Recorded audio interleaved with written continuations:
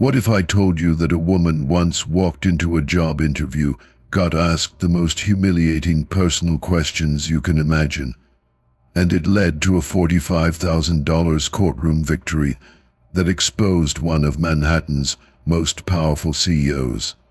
This isn't some made-up corporate drama. This is the true story of Isabella Rodriguez, a brilliant Columbia MBA who went from living in a luxury Manhattan penthouse as a billionaire's secret mistress to sleeping on her sister's couch in Queens, desperately searching for any job that would pay the bills. But here's where it gets absolutely insane. When Isabella finally landed an interview at a prestigious financial firm, the CEO didn't ask about her qualifications. He didn't care about her business degree or her 3 languages. Instead, he handed her a written questionnaire asking about her relationship status, her dating history, and whether she was emotionally available for the demands of the position. One of the multiple choice options literally read, "I don't know what I am confused." Can you believe that? A legitimate job interview turned into the most degrading interrogation of her personal life.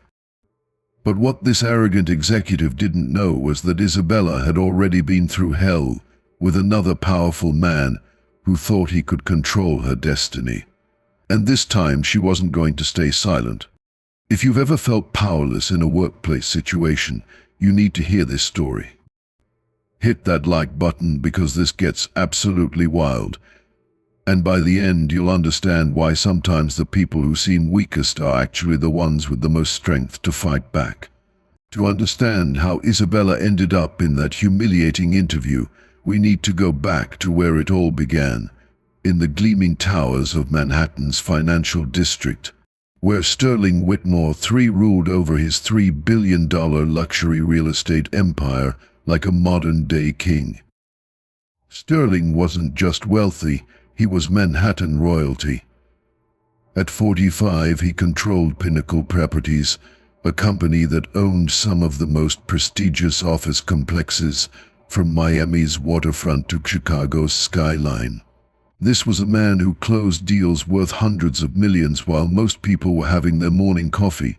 Charismatic, ruthlessly ambitious, and absolutely convinced that money could buy him anything he wanted. Enter Isabella Rodriguez, 32 years old, sharp as a razor, and carrying credentials that would make most executives jealous. Columbia Business School MBA, fluent in English, Spanish, and French, and a work ethic that had her managing Sterling's impossible schedule with military precision. Her official salary, just $42,000 a year, barely enough to afford a studio apartment in Brooklyn, let alone the lifestyle she was about to enter. What started as late-night strategy sessions slowly transformed into something far more personal. Sterling began including Isabella on international business trips, first to Sydney for a real estate summit, then to Havana for a development conference. Those professional dinners became intimate conversations over expensive wine. The boundary between boss and employee started to blur, one expensive meal at a time. Sterling's generosity seemed overwhelming at first. He moved Isabella into a luxury apartment in Belsize Park with views of Central Park, $8,000 a month, furnished like a 5-star hotel suite. A sleek beam convertible appeared in her parking spot for business purposes. Tiffany jewelry arrived on her desk with notes about appreciating exceptional work. Weekend getaways to Australia's Gold Coast and Mexico's Riviera Maya became their private escape from New York's prying eyes. For Isabella, it felt like living inside a fairy tale. She was dining at restaurants where the wine cost more than her previous monthly rent, flying first class to destinations she'd only seen in magazines, wearing designer clothes that transformed her from a struggling assistant into someone who looked like she belonged in Sterling's world. But fairy tales always have a dark side, and Isabella began noticing things that made her stomach turn. Sterling's treatment of other women in the office was appalling. He routinely called female employees bimbos and referred to the attractive ones as eye candy. During hiring meetings, he would openly discuss which candidates were hot enough for client-facing positions, completely ignoring their qualifications. His attitude toward workplace authority became crystal clear during a heated board meeting, when one director questioned his hiring practices. Sterling's response was chilling in its arrogance. "Since it's my company, I can do whatever I want. And if staff members don't like it, they can get out." Isabella found herself trapped in an increasingly uncomfortable reality. The apartment, the car, the jewelry, the exotic trips, they weren't gifts. They were golden handcuffs. She realized that rejecting Sterling's advances might mean losing not just her job, but her entire lifestyle. The generosity that had seemed so wonderful was actually a carefully constructed cage designed to make her completely dependent on his whims. The psychological pressure was overwhelming. Isabella confided to friends that she sometimes felt she had no choice but to continue their physical relationship, terrified that saying no might result in losing everything she'd grown accustomed to. The power imbalance wasn't just professional anymore. It was financial, emotional, and psychological. Have you ever been in a situation where someone's generosity felt like a trap? Let me know in the comments, because Isabella's about to learn the true cost of that luxury lifestyle. December 2010 changed everything. Sterling arrived at his office that morning looking like he'd seen a ghost, his usual confidence completely shattered. The reason? An anonymous letter had arrived at his family's estate in the Hamptons the night before, and his wife Penelope had read every devastating word. This wasn't just some vague accusation. Whoever wrote that letter had conducted a thorough investigation. They knew about the Manhattan apartment, the exact address, the monthly rent, even the color of the furniture. They had documented the international trips with specific dates and hotels. They knew about the Tiffany jewelry, and they'd somehow obtained photographs that left absolutely no room for denial. Sterling's hands were shaking as he called Isabella into his corner office overlooking the Hudson River. For the first time since she'd known him, this powerful man who controlled billions looked completely helpless. Penelope had delivered an ultimatum that would destroy everything he'd built, end the relationship immediately and permanently, or she would take their 2 children and half of his assets in the most public divorce Manhattan had ever seen. The man who had once whispered sweet promises to Isabella was now desperately pressuring her to disappear from his life. But here's where Sterling's true character revealed itself. Instead of taking responsibility for his choices, he began blaming Isabella for the destruction of his perfect family life. In his warped mind, she had somehow seduced him, trapped him, and now she was the reason his world was falling apart. The transformation was brutal to witness. The same man who had showered Isabella with expensive gifts and romantic getaways now treated her like a disease he needed to cure. He would ignore her completely in meetings, assign her meaningless tasks that had nothing to do with her qualifications, and make snide comments about her presence in the office. Colleagues began noticing the shift, creating an atmosphere so uncomfortable that Isabella dreaded walking through the office doors each morning. Meanwhile, Sterling's family life was imploding. His 16-year-old son Preston and 14-year-old daughter Caroline had learned about their father's betrayal and refused to speak to him. The family dinners that had once been Sterling's refuge became silent battlefields where his own children looked at him with disgust and disappointment. This family crisis only intensified Sterling's resentment toward Isabella. In his twisted logic, she was responsible for turning his children against him. Every family argument, every cold shoulder from his wife, every disappointment in his kids' eyes, he blamed it all on the woman who had once been his closest confidante. Isabella found herself trapped in an impossible situation. The man she had genuine feelings for was systematically destroying her professional life, while the luxury lifestyle she'd grown dependent on hung by a thread. She was watching their relationship deteriorate in real time, knowing that each passing day brought her closer to losing everything: her job, her home, her financial security, and the man she thought she loved. The psychological pressure was crushing. Sterling would still occasionally seek her out for physical intimacy, but those encounters had become cold and transactional, followed immediately by hostile behavior that left Isabella feeling used and discarded. She was living in a constant state of anxiety, never knowing whether she would face the loving Sterling or the vindictive one. The writing was on the wall, but Isabella couldn't bring herself to accept what was coming. She held on to hope that the man who had once moved mountains to make her happy would find a way to protect both his family and their relationship. She was about to learn just how wrong she could be. The next part will shock you, and if you're enjoying this story, smash that subscribe button because we dive deep into these real-life scandals. By January 2012, Sterling's patience had evaporated completely. During a tense private meeting in his office, he slid a document across his mahogany desk. A severance agreement offering Isabella $50,000, tax-free, to resign immediately and disappear from his life forever. The offer came with crystal-clear strings attached, complete silence about their relationship, no contact with anyone from Pinnacle Properties, and an ironclad non-disclosure agreement that would legally muzzle her for the rest of her life. Sterling sat back in his leather chair, fully expecting Isabella to gratefully accept what he considered an incredibly generous buyout for someone earning $42,000 a year. But Isabella shocked him. She looked at the paperwork, looked back at Sterling, and said two words that would change both their lives forever. Absolutely not. Sterling's face turned red with fury. This was a man accustomed to buying his way out of problems, to having everyone around him bow to his financial power.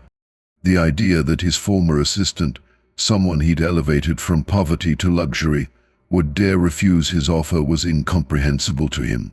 His sense of entitlement was so complete that Isabella's defiance felt like a personal insult. For weeks, the standoff continued.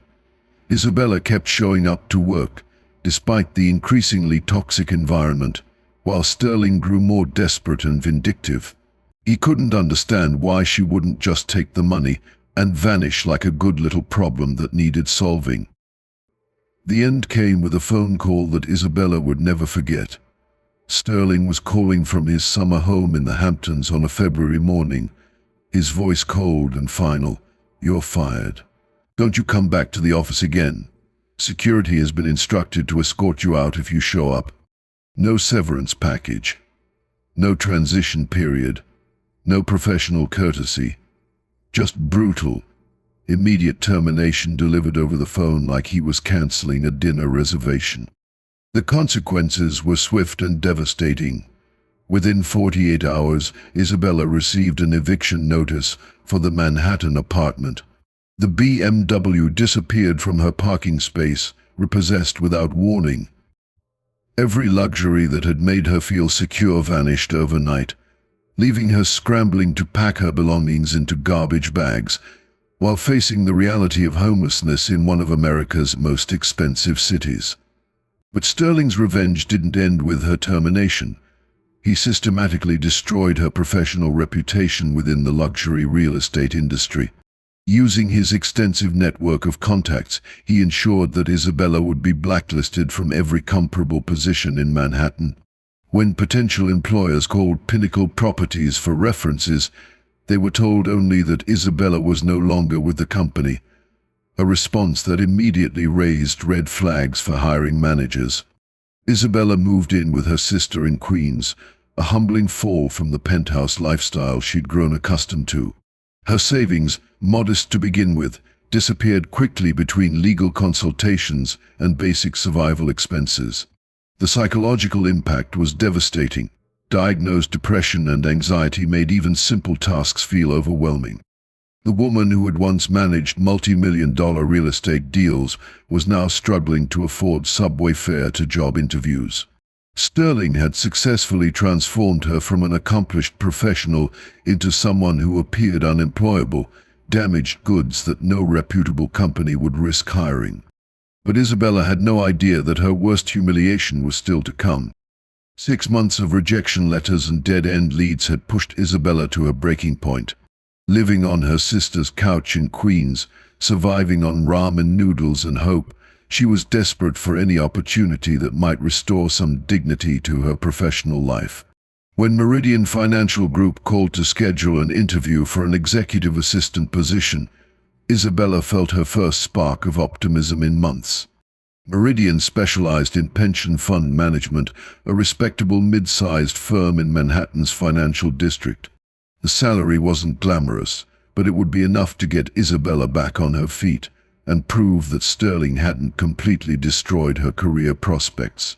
She spent her last $40 on professional dry cleaning and subway fare, determined to make the best impression possible. Theodore Ashworth's corner office on the 32nd floor looked like every other executive suite Isabella had visited. Expensive furniture, impressive city views, and that particular smell of leather and power that she remembered so well. Theodore himself was in his early 50s, with the kind of aggressive confidence that came from years of successful deal-making. He greeted Isabella with a firm handshake and what seemed like genuine interest in her background. But within minutes, the interview took a turn that left Isabella completely bewildered. Instead of asking about her experience managing complex schedules or her fluency in multiple languages, Theodore began probing into her personal life with questions that had absolutely nothing to do with the job. "Are you currently in a relationship?" he asked, leaning back in his chair. "Do you live alone? What are your future family plans?" Isabella tried to redirect the conversation back to her qualifications, explaining politely that her personal life wasn't relevant to her ability to perform executive assistant duties. Theodore laughed dismissively and waved away her concerns. "Personal stability is crucial for this type of position," he insisted. "I need to know that whoever I hire won't be distracted by relationship drama or emotional complications." Then came the moment that would haunt Isabella for months. Theodore slid a multi-page document across his desk, what he called a comprehensive assessment that would help him evaluate her suitability for the role. Isabella's eyes widened as she read the questions. This wasn't a skills assessment or personality test. It was an intrusive interrogation into the most private aspects of her life. The questionnaire asked about her marital status, dating history, living arrangements, and whether she was emotionally available for the demands of the position. But the multiple-choice options were what made Isabella's stomach drop. Under relationship status, the choices included married, single, in a long-term relationship, married with children, in a new relationship, and bizarrely, "I don't know what I am in. I am confused." "What exactly is this?" Isabella asked, her voice barely concealing her shock. "These questions are completely inappropriate for a job interview." Theodore's response revealed the depth of his ignorance about employment law and basic human decency. "Mental health assessments are standard practice in my company," he declared confidently. "I have every right to ask these questions, and I'll continue asking them regardless of your objections. If you don't like it, there's the door." Isabella felt the familiar sensation of powerlessness washing over her, the same feeling she'd experienced during those final months with Sterling. Here was another powerful man who believed his position gave him the right to humiliate and degrade women under the guise of business necessity. But this time, something was different. Maybe it was the months of struggle, or the realization that she'd already lost everything worth losing. But Isabella found herself standing up instead of shrinking away. "This is illegal," she said firmly. "You cannot ask about my relationship status, my living situation, or my personal life. These questions violate employment discrimination laws." Theodore's face darkened. "I think this interview is over," he said coldly. "You clearly don't have the right attitude for this position." As Isabella gathered her purse and walked toward the door, Theodore called out one final insult. Good luck finding anyone else who'll take a chance on someone with your complicated background." The pattern repeated itself across multiple interviews over the following weeks. At Hamilton Capital Management, the hiring manager spent more time discussing Isabella's appearance than her achievements, suggesting that attractive women often had complicated personal lives that interfered with work performance. At Apex Investment Partners, the managing partner asked whether she had ever dated her previous employer, then suggested her reluctance to answer indicated trust issues. Each inappropriate question, each degrading comment, each violation of her dignity was like salt in wounds that hadn't healed from her experience with Sterling. But something remarkable was happening. Instead of accepting this treatment as inevitable, Isabella began documenting everything. She kept detailed notes of every inappropriate question, every discriminatory comment, every violation of employment law she witnessed. The woman who had once felt powerless against Sterling's manipulation was transforming into someone who refused to be silenced by powerful men who thought their wealth and position placed them above the law. She started researching employment attorneys, learning about her rights, and building a case that would prove these weren't isolated incidents, but part of a systemic pattern of discrimination. Isabella was done being a victim. She was ready to fight back. What happens next will restore your faith in justice. But first, have you or someone you know ever faced inappropriate interview questions like this? Share your experience below. Isabella's research led her to Elena Martinez, a sharp employment attorney whose Manhattan practice specialized in workplace harassment and discrimination cases. Elena had built her reputation destroying powerful executives who thought their wealth made them untouchable, and her track record spoke for itself. Multiple six-figure settlements and precedent-setting victories against some of New York's biggest corporations. During their first meeting in Elena's sleek office overlooking Bryant Park, Isabella spread out months of documentation across the conference table. What she had compiled wasn't just evidence of her own mistreatment. It was a comprehensive blueprint of systematic abuse that would make any employment lawyer's pulse quicken. Elena's eyes lit up as she reviewed Isabella's meticulous records. The case represented a perfect storm of employment law violations that created multiple avenues for legal action. Sexual harassment, wrongful termination, constructive dismissal, discriminatory hiring practices, and retaliation. Each charge carried significant potential damages, but together they formed an almost bulletproof case. "This is extraordinary," Elena said, holding up Isabella's detailed notes from the job interviews. "Most people experience one or two violations and struggle to prove them. You've documented a pattern of behavior that spans years and involves multiple companies. This isn't just about seeking justice for yourself. This could change how these cases are prosecuted." The evidence Isabella had preserved was devastating. Emails from Sterling discussing his hiring preferences for attractive blondes regardless of qualifications. Text messages revealing his belief that he could do whatever he wanted in his own company.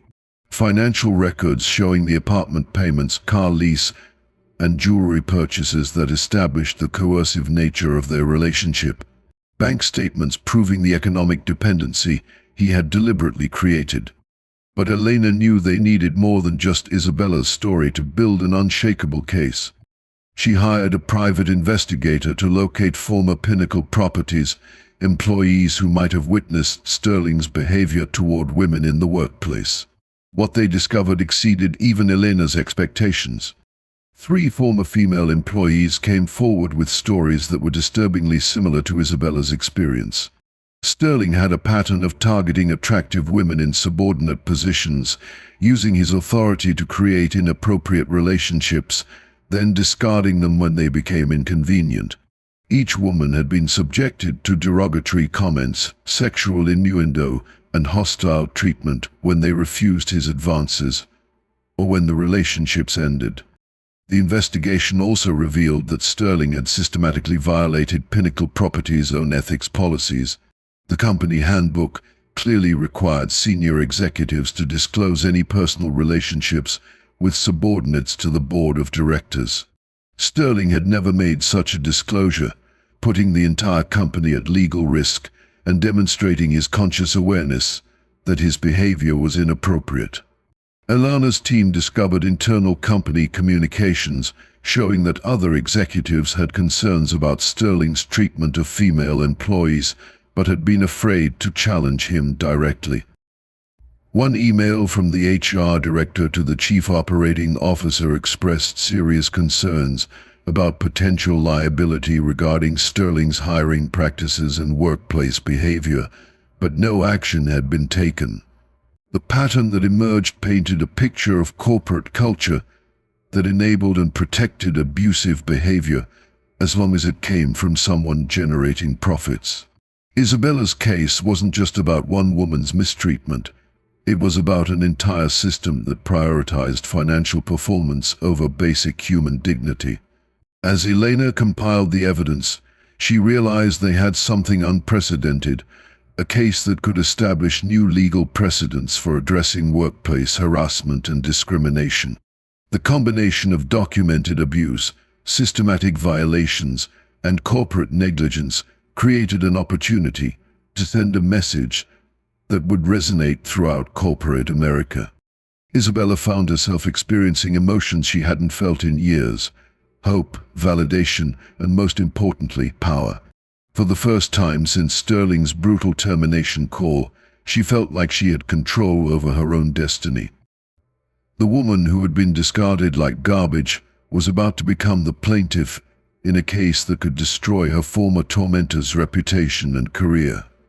Elena filed the initial complaint with clinical precision, each charge supported by overwhelming evidence. The legal papers detailed not just Isabella's individual suffering, but the broader pattern of discrimination and abuse that had infected Pinnacle Properties from the top down. The case was designed not just to win damages, but to create legal precedents that would protect future victims. But Sterling Whitmore III was about to face the fight of his life. September 2013. The Central Manhattan Employment Tribunal's austere hearing room became the stage for a legal battle that would expose one of New York's most powerful executives and set precedents for workplace harassment cases across America. Isabella Rodriguez, the woman who had been reduced to sleeping on her sister's couch, was about to face off against the billionaire who had tried to destroy her life. The contrast couldn't have been more striking. Sterling Whitmore III arrived with a team of Manhattan's most expensive lawyers, led by corporate defense attorney Harrison Blackstone, whose reputation for protecting powerful clients was legendary. Sterling himself looked every inch the successful CEO, custom-tailored suit, platinum watch, the kind of confidence that comes from never facing real consequences for his actions. Isabella sat at the plaintiff's table with Elena Martinez, armed with nothing but the truth and boxes of evidence that would shatter Sterling's carefully constructed facade. She had spent months preparing for this moment, knowing that her entire future depended on the tribunal's decision. Elena's opening presentation was methodical and devastating. She walked the tribunal through Isabella's journey from accomplished assistant to economic prisoner, using Sterling's own words and actions to paint a picture of systematic psychological manipulation and abuse.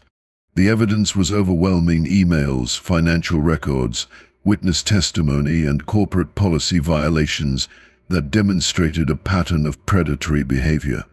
But it was Isabella's testimony that transformed the sterile legal proceeding into something far more powerful. Speaking with quiet dignity, she described the gradual erosion of her professional autonomy and personal freedom. Her voice remained steady as she explained how Sterling's generosity had become a cage, how his financial control had made her feel trapped in a relationship she could no longer freely choose to continue. "I realized that saying no to him meant losing everything: my job, my home, my livelihood," Isabella testified. "The apartment, the car, the trips. They weren't gifts. They were tools he used to make me completely dependent on his approval. When I refused to accept his severance offer and stay silent about what happened, he showed me exactly what kind of man he really was. The tribunal members listened intently as Isabella described Sterling's transformation from charming benefactor to vindictive enemy. Her account of the hostile work environment he created, the deliberate humiliation, and the systematic destruction of her professional reputation painted a clear picture of retaliation and abuse of power. Then came Sterling's testimony, and everything fell apart for the defense. Under Elena's skilled cross-examination, Sterling's arrogance and sense of entitlement became impossible to hide. When questioned about his treatment of female employees, he initially tried to maintain his composure, but Elena had prepared for this moment with surgical precision.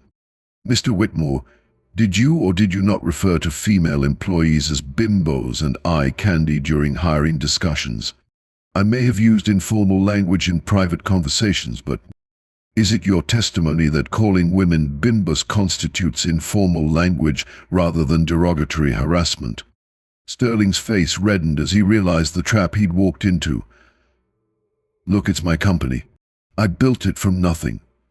I have the right to run it as I see fit." Elena pounced. "So you believe that owning a company gives you the right to sexually harass employees?" "That's not what I said." "Then please explain to this tribunal what you meant when you told Ms. Rodriguez that you could do whatever you wanted because it was your company." The silence that followed was deafening. Sterling's carefully prepared responses evaporated as he faced the reality of his own words being used against him.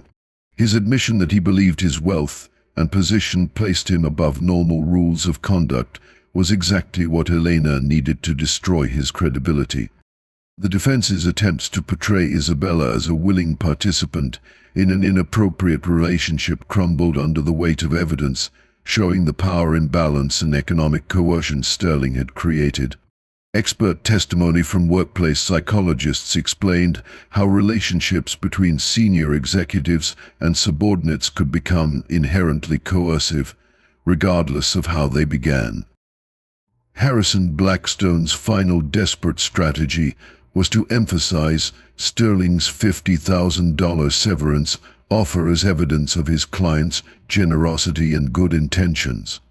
This backfired spectacularly when Elena demonstrated that the offer was actually proof of Sterling's consciousness of guilt. Legitimate business decisions don't require substantial payments to prevent legal action. The revelation that Sterling had violated Pinnacle Properties' own ethics policies by failing to disclose his relationship with Isabella provided the final nail in the defense's coffin. The tribunal noted that Sterling's deliberate concealment of the relationship from corporate oversight demonstrated his awareness that his conduct was inappropriate and potentially illegal. As the proceedings concluded, the transformation was complete. The powerful CEO who had entered the hearing room with supreme confidence was revealed as a petty tyrant who had abused his position to exploit a vulnerable employee. Isabella, meanwhile, had reclaimed her voice and her dignity through the legal process. The woman who had once felt powerless against Sterling's manipulation had proven that even billionaires weren't above the law when their victims had the courage to fight back. The David and Goliath battle was nearly over, and David had landed the decisive blow. After 3 days of testimony and deliberation, the employment tribunal reached a unanimous decision that would send shockwaves through Manhattan's corporate elite. The panel found Sterling Whitmore III and Pinnacle Properties liable for sexual harassment, wrongful termination, and creating a hostile work environment. Isabella Rodriguez was awarded Ps. $34,750, approximately $45,000, representing both lost wages and compensation for the emotional trauma she had endured. But the financial award was only part of the victory. In their written decision, the tribunal members delivered a scathing indictment of Sterling's conduct that would follow him for the rest of his career. They specifically noted that his behavior represented a clear abuse of power that had created an inherently coercive relationship, despite any initial consensual elements.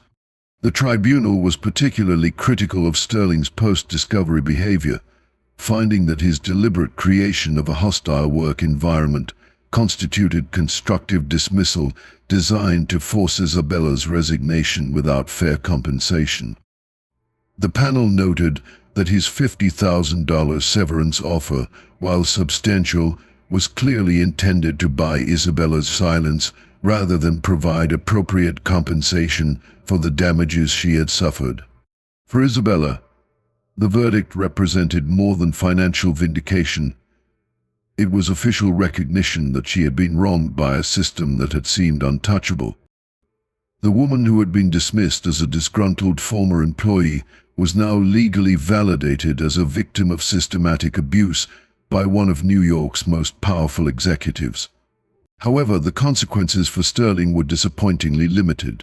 Despite the tribunal's damning findings, Pinnacle Properties' board of directors chose to retain him as CEO, citing his track record of financial success and the company's strong performance under his leadership.